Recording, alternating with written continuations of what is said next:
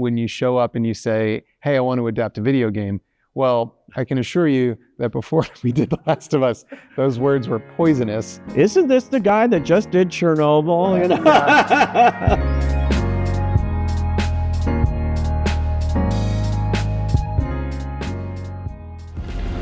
You're tough. I guess you probably have to be killing all those people. Do you know how many you killed that day? Did you count as you went, or I guess maybe it just didn't matter. 18 soldiers and 1 doctor. You remember that one? An unarmed doctor you shot in the head. Yeah. That was my dad. Guess you probably already figured. The nurses said you barely even looked at him when you pulled the trigger. And then you just walked right past his body and out the door.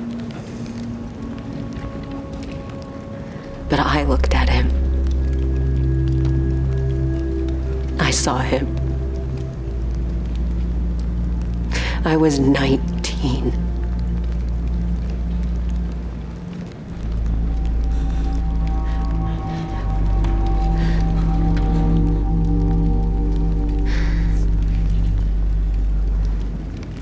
I've been in a militia for 5 years now.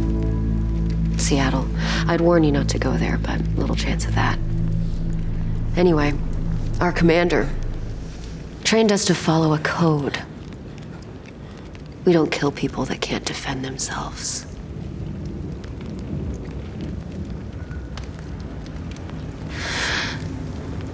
And right now, that's you. But I am going to kill you.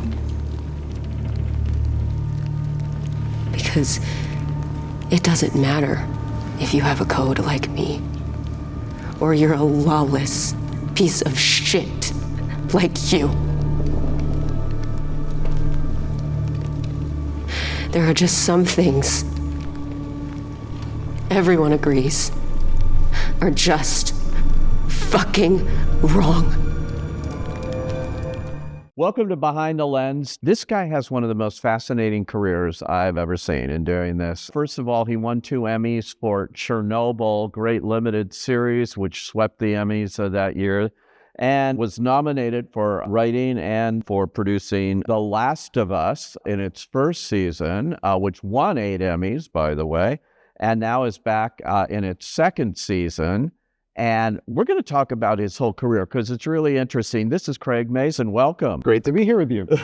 I love that intro. I know, right? Yeah. Well, you know, I mean, it's such an unusual kind of trajectory, like I say, you've had in this business. You were I don't know if I'd say king of comedy, but a very significant player in film for comedies, from everything from, you know, Scary Movie to Hangover 2 and 3. And you were a comedy guy. Yeah, that's what I did. That's how I got my start. And I love comedy. I love working in comedy. I love working in features. But, you know, as your career goes on, the business changes around you. I mean, they used to make a lot of comedies and a lot of features. True. I know. They slowed down on that. Also, I just got older. And I do feel like, of course, there are some brilliant people who, I mean, Mel Brooks is still doing it, and he's still, you know, he's incredible. He's almost 100 and he's still doing it. It's unbelievable. But I started to feel like I was losing touch a little bit with, I don't know, the cultural churn that creates comedy. And I wanted to try some other things. I worked really hard for a long time to, I don't know, get as good as I could at that, and had a lot of success at it. But I always wanted to do other things. It's just that nobody would, you know, hire me to do them. And that's a problem with this business. Yeah. Once you get pigeonholed, I mean, you did Rocket Man for Disney. Was that really sort of based on Reluctant Astronaut, the Don Knotts movie? It was not. It was based on, I had a writing partner at the time. We went to go see Apollo 13, and we loved it, but we thought that would have been better if Tom Hanks were just really dumb in the movie, you know, like it would have been much more fun. And so that was, and I mean, so this also doesn't happen anymore. I was 25 when I was hired to write that. I mean, I pitched it and then you wrote it and then they made it. It was a different time. You could, a $22 million budget movie, live action Disney comedy. Harlan Williams is a brilliantly funny guy, but had not starred in anything before. It's just nobody would do that today, but that's how it started. And yeah, you're right. You end up working on the things that they let you work on. Even when I came to pitch Chernobyl to HBO, there was an enormous amount of just, who? Why?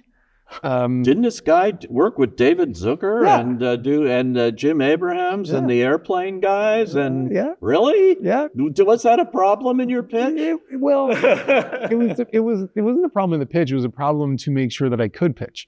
So, and this is where I always make sure to thank Carolyn Strauss, because I had met Carolyn through David Benioff and Dan Weiss, who are friends of mine who did Game of Thrones, and Carolyn was their partner on that. And we became friends. And I went to her and I was like, look, I don't know if anybody else will ever do this. It feels like it needs to be HBO. I'm not sure they would let me in the door, but here's what I would do. And she listened very patiently. And then she said, yeah, I can get you in there. I can get you, if you can do what you just did, yes, it will go well. Wow. And we went to meet with Carrie Ann Tholis, who was the executive then at the time at HBO, who ran limited series. And I did my thing. And before I went in, Carolyn said, by the way, he's very hard to read. You won't know on the way out whether he liked it or not. And I'm like, oh no. I had no idea. I walked out, I was like, you're right.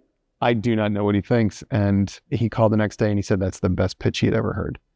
And then he had to work hard internally. On paper, it should not have been a popular series, Right. But all the stars aligned on that one. And I'm very proud of that. Well, in retrospect, of course, it's brilliant. In retrospect. Well, that's, yeah. 10 Emmys, everything, you own the town, And Last of Us is different in the sense that there is a video game and it's a different kind of sensibility in adapting it and all of that, right? Yeah, for sure. It's an entirely different kind of show. Yeah. But again, when you show up and you say, hey, I want to adapt a video game, well, I can assure you that before we did The Last of Us, those words were poisonous. Isn't this the guy that just did Chernobyl? Yeah. And every video game adaptation prior had kind of flopped. And right. But again, HBO, Casey Bloys was like, you did Chernobyl, you've earned our trust. We'll take a shot on this. And it's difficult to do. I mean, anything involving a big underlying property like that with rights and co-production and all that stuff, all the lawyers had to talk for a long, long time. And finally, we got it all settled up, and then our job was to make, the best season of television we could. And, it turned out all right. And there you're up at the Emmys again, go figure, And, it's interesting. I mean, I'm sure people compare it to The Walking Dead and all of that, but that's never had a run at the Emmys, that show. There's a sort of a snobbery about genre things. For sure. This, I think, is successful because it's character driven and because it's not a zombie show. It is a shame that genre shows do get overlooked. I think Walking Dead has as many great characters throughout its run as anybody. It's the same snobbery towards comedy in the Oscars, for instance. Right. I love that the Emmys has a comedy category. Otherwise, they would never win anything, which is crazy. Let me say I'm shocked that none of your movies got Oscar nominations. I think Hangover Part II. I think it's really good. Anyway. It is really good, but it's hard to do those. You go to Thailand, you totally mix it up with Vegas. It's brutal. It's harder than it looks, and it's great training for drama. I think for our show, even though there are a lot of monsters in it, the monsters are purposeful and represent something. Ultimately, there are very few central relationships on the show. We aren't designed, and maybe this is one of the reasons that, I don't know, perhaps that we get more attention maybe at the Emmys, is that we're not really designed to go on forever. So there's a soap operatic aspect to shows that go on forever or are meant to go on until they get canceled.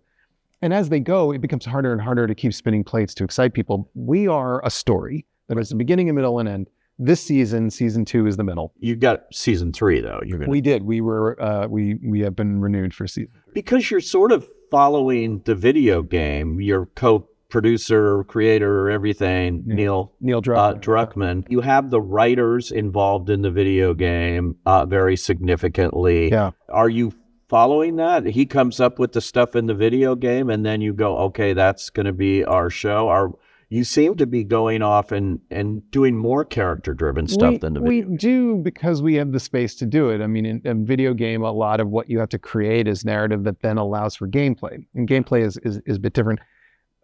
Neil is as good as it, or it's just better at it than everybody, I think. I love the game. So I draw so much. When we're going through the beginning process, we really do sit and just talk about what's there, what we know we want to pull through, what we might want to slide around in terms of time, and then the things that we want to change. And sometimes there are things that we just add completely, like our third episode in season 1, which was the story of Bill and Frank, and that's just not in the game at all. So we just feel it out, but we have a lot of freedom to adapt while staying true, I think, to the source material. It's one of the reasons why I think a lot of the fans of the game stuck with the show. And then you bring in these new characters. You brought in a lot of new characters. So great. Catherine O'Hara. Yeah. Again, let's talk about somebody known for comedy, Schitt's Creek, all Second City, everything she's done. Yeah. You bring her in and show, which I think is true of a lot of great comedy performers. She's a great dramatic actress. Of course. And that's something that not only do I have an instinct for anyway, because I worked with so many great comic actors and I know how brilliant they are and how beautiful they can be on screen. I always think about the casting in Breaking Bad and how if he weren't Vince Gilligan, people would have said, Bryan Cranston, the dad from Malcolm in the Middle? No. Well, Bryan Cranston's a genius. Yeah. He's brilliant. And just like I think like any comedy writer deserves a shot to show the other side, so too do actors. Catherine O'Hara's done it before, but I was really delighted to create this moment between her and Pedro Pascal, and many more moments with Catherine O'Hara throughout the season as well. She's wonderful in that. So was Pedro. It gave his character a lot more depth, a chance for that. And then in the very next episode, you kill him off. Yeah. Sorry. Yeah. This is television. Well, it is the source material. So the gamers knew it. Oh, yeah. And I think a lot of people, in a very interesting way, were really trying to not spoil it for other people. I thought that was kind of great. Everybody was sort of like, either because they really wanted people to experience it the way they had, or they were like, kind of like, nah, I don't want your pain to be lessened. I want you to join me in my pain. Wow. It was, for me, playing that game, it was shocking and it was very upsetting. It kind of shows that our show does have an end in mind. You don't do something like that in the second season, unless you're Game of Thrones, by the way, where you do it in the second to last episode of the first season, or you do the Red Wedding, and I think it was season 3. But that's a great show. Yeah. And it's a great show because there isn't plot armor. Because people who do things sometimes either deal with the consequences they deserve or the consequences they don't deserve. And then what happens to other people in the midst of their grief?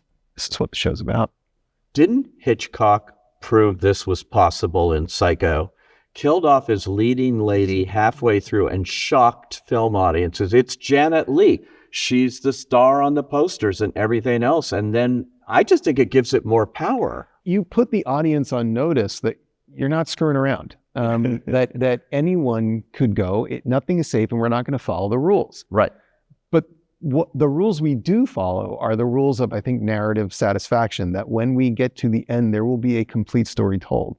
And when we get to the end of this season, you will feel a sense of completeness about the story that as so far as it's gone.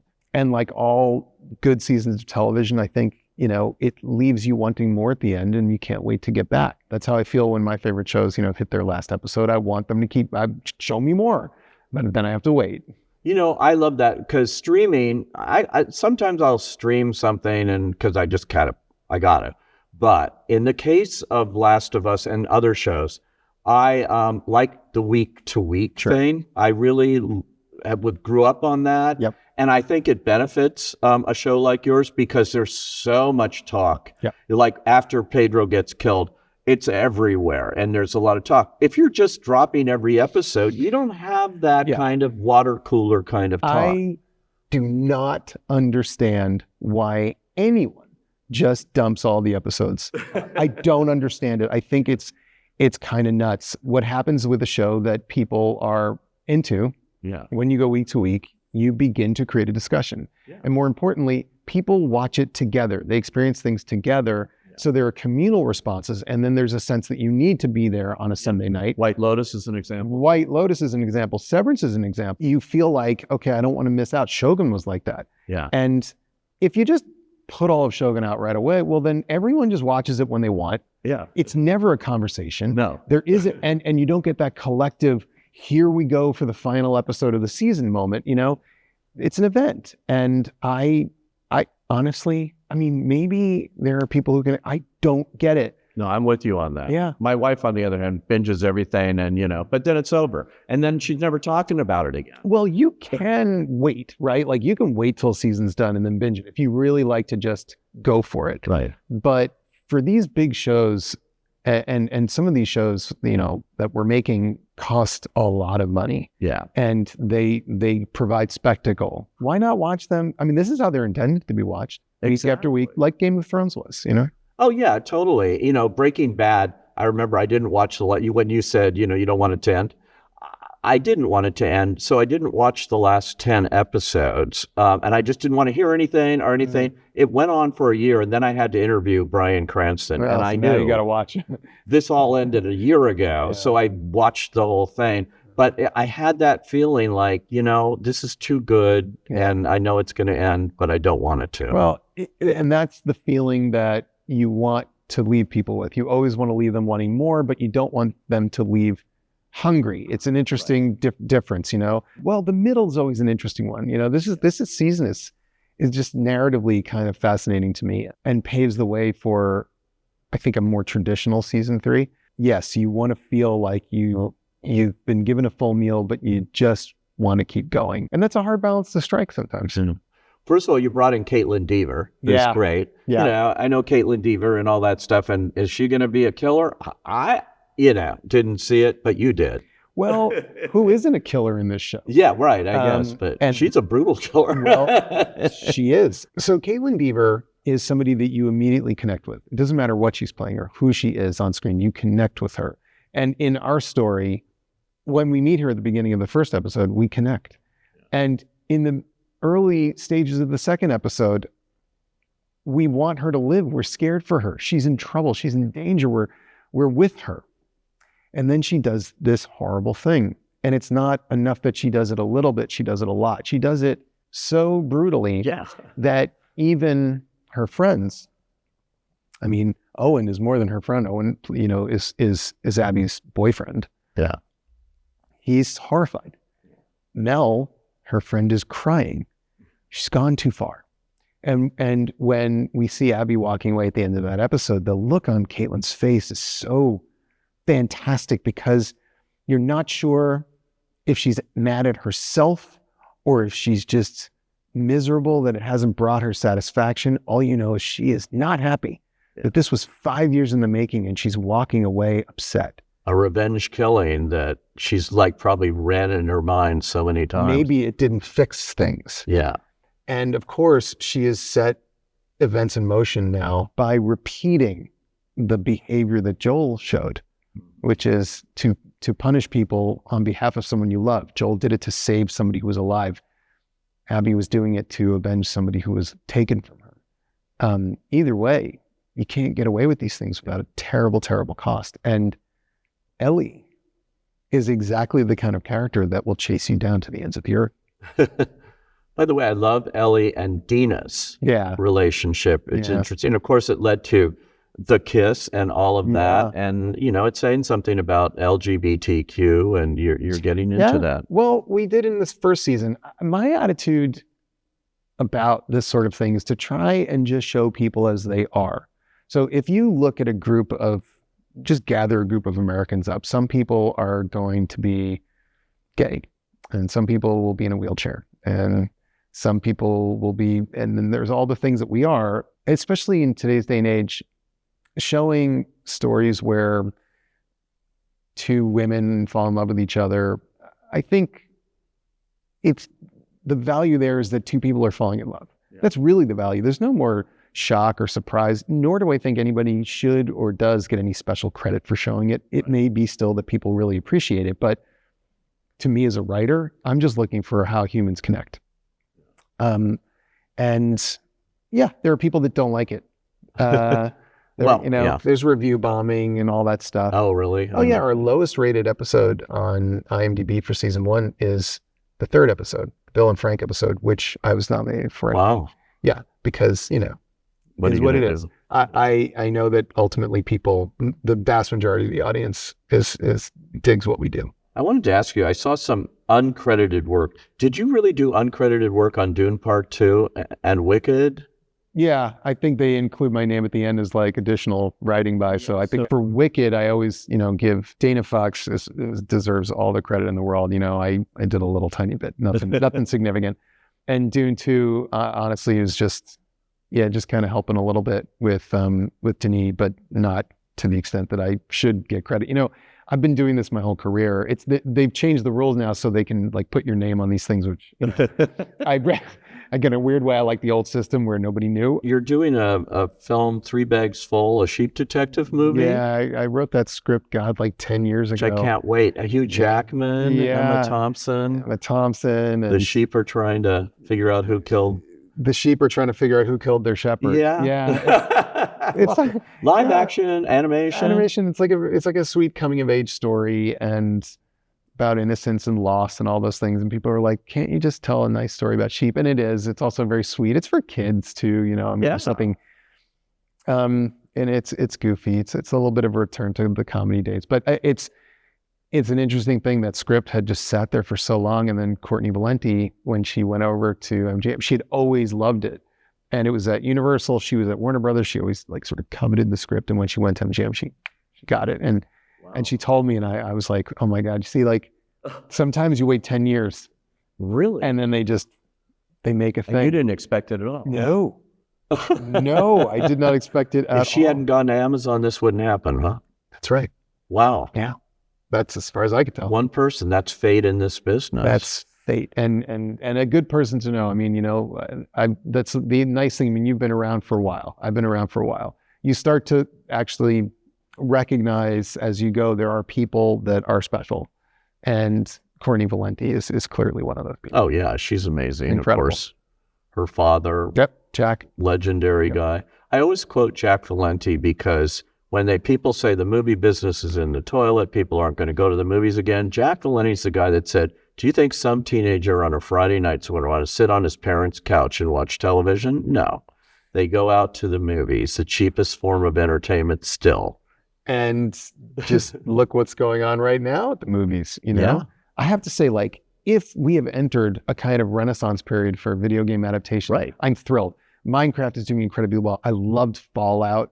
Yeah. And there are, as far as I could tell, in the wake of the success of The Last of Us, like almost immediately, 2,000 video game adaptations went into development, and I'm hoping that we're going to get some really good shows out of it. That's it. Yeah. Are you going to get into another? Do you have a video game you want to? I mean, right now I'm all about The Last of Us and finishing this. I have no idea what happens next, but it takes a lot of time to make the show and a lot of effort. So it's going to be a little bit of time before I have to worry about that. And then, I'll shift gears and who knows what I'll do.